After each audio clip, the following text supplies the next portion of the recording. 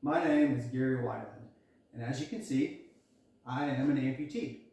Now, I wasn't born like this. I acquired this fine piece of metal in 2018 following a series of very unfortunate events. Now, before I became an amputee, I was a firefighter for 7 years. I'm also a husband and a father of 4 amazing kids. As a firefighter, we get to do some amazing training. We learn how to run into a burning building when everyone else is running out. We go on car wrecks and use the jaws of life to open car doors and cut roofs off and roll the dash and pull a patient out. We also get to train on high-rise buildings. I get to rappel off the roof, invert it, and practice rescuing people. I also get to drive big fire trucks. Being a firefighter is the absolute best job in the world. I absolutely love it. I get a lot of joy and satisfaction of helping people on their worst day. Life was good. And then something happened to me that I could have never dreamed of happening. Complications from a knee surgery caused my leg to be amputated. My life was turned upside down in an instant. When my wife saw me for the first time following surgery, I was so pale that she thought I was dead. Fortunately, I survived the surgery, but I couldn't help feeling that a part of me was missing. Now, I spent 2 weeks in the hospital, and I was on a lot of pain medication, so I don't remember everything. I do, however, remember thinking about what my future was going to be like now. Would I be able to fight fire again on one leg?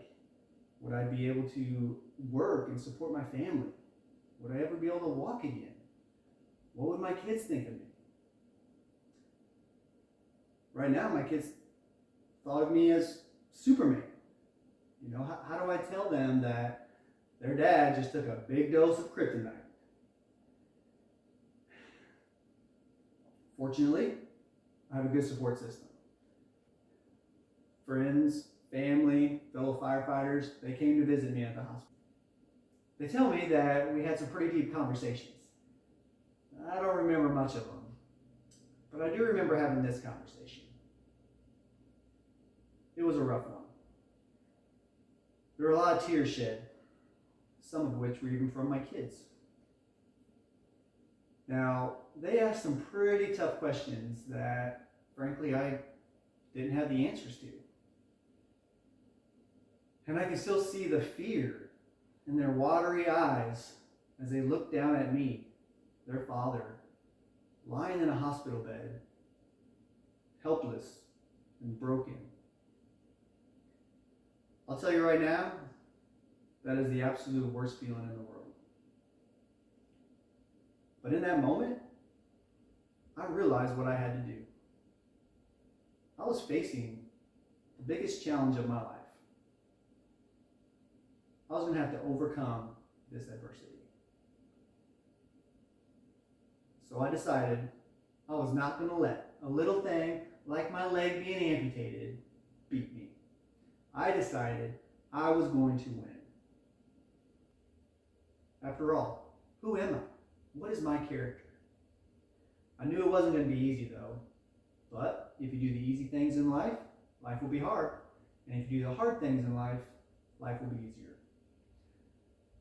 After I decided that I was going to win, I put a plan together. What was it going to take to get back to fighting fire? Well, first I had to learn how to walk on a prosthesis.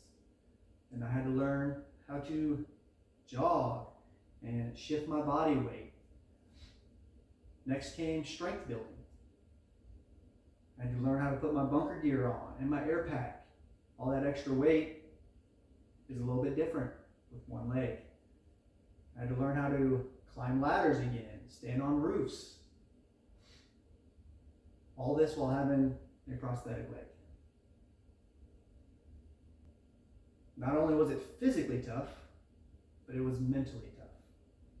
And that's something that is hard to teach. But having mental toughness in this world is an absolute must. Even more important than the physical strength.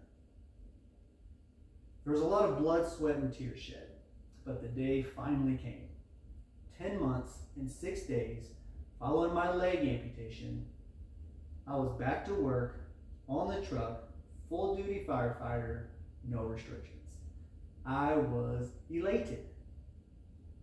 I got back to work in 2019, and I plan on working as a firefighter for the next 25 years. Make it happen. Make the impossible possible. Whether you think you can or you think you can't, you're right. If I can get back to fighting fire in less than a year after a leg amputation, you can literally do anything you set your mind to. You decide what your future holds. Everyone goes through adversity, but how you respond to that adversity determines your character. Who are you? What is your character? Adapt and overcome.